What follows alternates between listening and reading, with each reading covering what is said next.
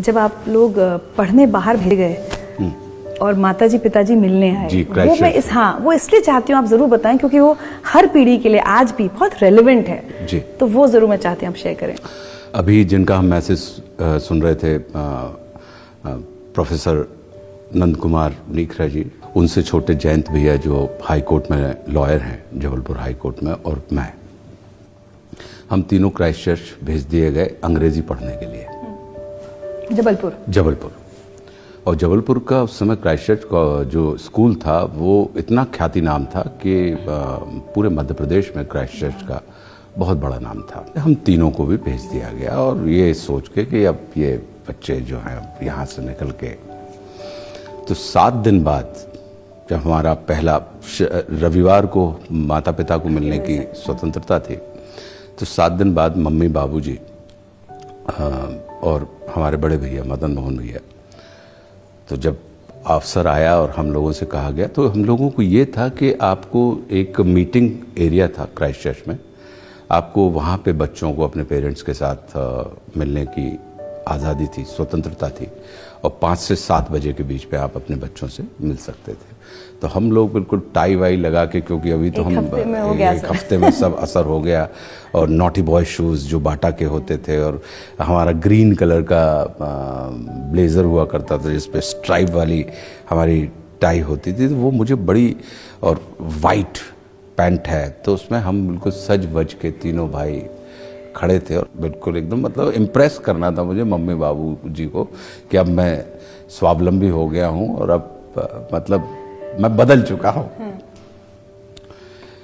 वो आए और मम्मी अपना उल्टे पल्ले वाली साड़ी पहनी थी, बाबूजी अपने धोती कुर्ता जवाहर बंडी और टोपी, और भाई जी साथ में हमारे बड़े भाई अंदर आए। अब मेरा मन कर रहा था कि हमारे यहाँ परंपरा है कि अपने बड़ों के पैर पड़ना है, चरण स्पर्श करना है, जो भी है, ज़रूरी नहीं कि वो परिवार के हों। परिवार में घर की 4 दीवारी के अंदर कोई घुस रहा है, अगर वो बड़ा है तो आपको उसके पैर छूने नहीं है, सर आपको चरण स्पर्श करने हैं, सर रख के पढ़ना थे।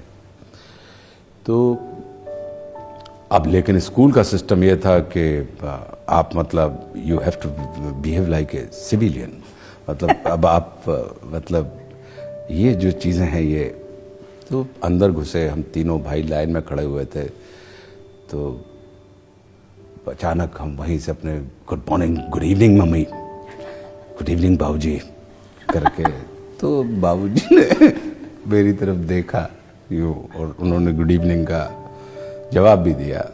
मम्मी की तरफ देखा, मम्मी ने मुस्कुरा के बाबूजी की तरफ देखा, और मुझे लगा कि अब ये इम्प्रेस हो चुके हैं मुझसे, और उनको पता है कि अब इसका जो फ्लेवर है वो बदल गया है। 2-1 घंटे चर्चा करने के बाद उन्होंने कहा कि बेटा अब सामान बांधो, घर चलना है, तुम्हारी पढ़ाई पूरी हो गई, क्राइस्ट चर्च छोड़ना है, मन तो गाडरवारा चलेंगे, अपन गंज स्कूल में पढ़ेंगे बेटा, जो जहाँ पे अपन पढ़ रहे थे। अब हमारे यहाँ प्रश्न पूछने की स्वतंत्रता थी, और एक और अच्छी आदत थी हमारे परिवार में कि प्रश्न सबसे पहले छोटे, जो सबसे छोटा है उसको पूछने का अधिकार था। तो इन दोनों ने, क्योंकि ये तो बजट पास हो गया, अध्यादेश जारी हो गया कि सामान बांधो और अब सीधे घर चलो, और हम वही गंज स्कूल और किसानी स्कूल और कन्या नवीन मतलब अभी जहाँ से मुक्त होके आए हैं, और बाबूजी का मुंह से निकला हुआ वाक्य मतलब सुप्रीम कोर्ट का फाइनल वर्डिक्ट। तो दोनों ने हमारी तरफ देखा कि भाई पूछो क्या हुआ। तो मैंने भी कहा कि मैं पूछ सकता हूँ कि ऐसा निर्णय क्यों लिया जा रहा है जो हमारे भविष्य से संबंधित है।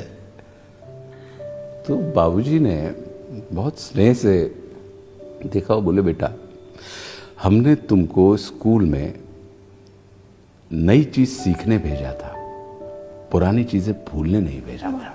और जो चीज 7 दिन में तुम्हारा पुराना भुला दे, हो सकता है कि वो चीज अच्छी हो बेटा, हमें जानकारी नहीं है उस बात की, लेकिन जो चीज भुला दे पुराने को, तो बेटा वो कल्याणकारी नहीं होती। मैंने देखा कि तुम अपनी माँ से गले से लिपटना चाहते थे, लेकिन तुम्हारे स्कूल के कल्चर में तुम वहाँ पे खड़े हो के गुड इवनिंग मम्मी हो, गुड इवनिंग बाबूजी कर, गुड इवनिंग अच्छा संबोधन है, लेकिन बेटा शिक्षा जो होती है वो दूर खड़े को पास लाने का काम करती है, वो पास खड़े हुए व्यक्तियों को दूर ले जाने का काम नहीं करती।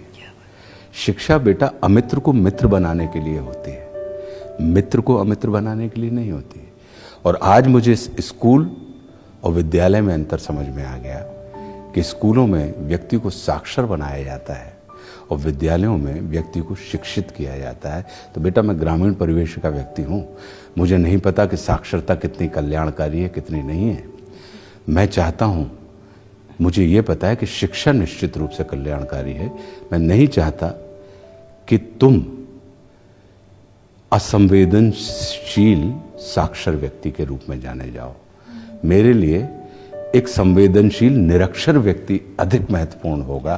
तो इसलिए बेटा तुम तो चलो और अपने घर चलना है। हम तीनों भाई तुरंत स्कूल के प्रोटोकॉल को छोड़ के यूनिफॉर्म में दंडवत कि आई एम सॉरी वाली बातें जो हुई कि क्षमा चाहते हैं। और फिर उसके बाद कुछ समय के बाद जयंत भैया और नंद भैया तो वहाँ पे रहे आए, लेकिन मेरा मन नहीं लगा।